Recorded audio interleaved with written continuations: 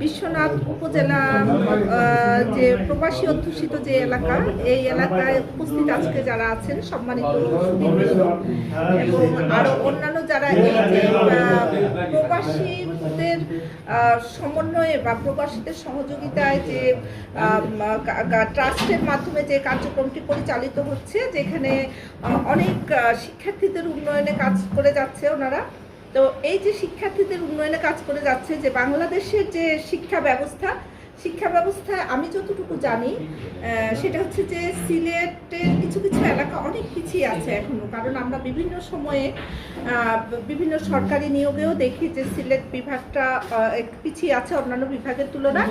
তো সেই হিসাবে ওনারা যেহেতু এই ট্রাস্টের মাধ্যমে মেধাবী ছাত্রছাত্রীদের সহযোগিতা করে থাকেন, এই সহযোগিতার মাধ্যমে এই এলাকার যে মেধাবী গরিব শিক্ষার্থীরা উপকৃত হবে এবং আমাদের দেশের উন্নয়নে তারা শিক্ষিত হয়ে কাজে লাগবে, এবং যারা প্রবাসী আছেন তারাও কিন্তু দেশের উন্নয়নে অনেক আমাদের সহযোগিতা করে থাকেন। আমাদের রেমিটেন্স যোদ্ধা হিসেবে ওনারা আমাদের কাছে পরিচিত, এবং তাদের যে কার্যক্রম, তাদের বিভিন্ন ধরনের কার্যক্রমেই আমাদের বাংলাদেশ, আমরা যে অর্থনীতির যে ভিতটা, এই অর্থনীতির ভিতটা মজবুত করেন কিন্তু ওনাদের কার্যক্রমের মাধ্যমে।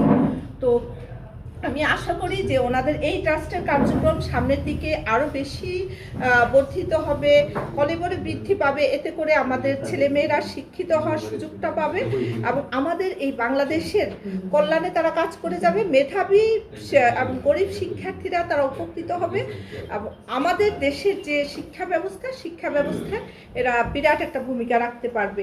আমি আবারও ধন্যবাদ জানাচ্ছি যে এইখানে যে প্রবাসীরা আসছেন এবং এই প্রবাসীরা আমাদের দেশের কল্যাণের জন্য এই চিন্তাটা করছেন, তাদেরকে আমি আমার নিজের পক্ষ থেকে ধন্যবাদ জানাচ্ছি। আর আমি এখানে যিনি আমাকে আমন্ত্রণ করে এনেছেন দুদু ভাই, ওনার কল্যাণ কামনা করছি। উনি সহ যারা আজকে কষ্ট করে এসেছেন, আমাদেরকে একটু সময় দিয়েছেন বা আমাদেরকে বলার সুযোগ করে দিয়েছেন, সবাইকেই আমি আমার পক্ষ থেকে ধন্যবাদ ও কৃতজ্ঞতা জানাচ্ছি। আর দুদু ভাইকে আমি স্পেশালি কৃতজ্ঞতা জানাচ্ছি এই কারণ আমার দুটি সন্তানের মধ্যে আমার বড় ছেলেটি ওনার ওইখানে থাকে। উনি একদম আমার নিজের আত্মীয়র মতো করে, উনি অনেক দূর বাংলাদেশেরই মানুষ, তারপরেও যেহেতু আমার নিজ জেলা হচ্ছে কুমিল্লা, অনেক দূরে, তারপরেও আমাকে আমার সন্তানটিকে উনি অনেক সুন্দরভাবে দেখাশোনা করে রাখেন, নিজের আত্মীয়ের মতো। আমি ওনার কাছে আসলেই চিরঋণী এবং চিরকৃতজ্ঞ। আপনারা সবাই ভালো থাকবেন, আমার জন্য দোয়া করবেন। আপনাদের সকলকে আবারও ধন্যবাদ ও কৃতজ্ঞতা জানিয়ে শেষ করছি।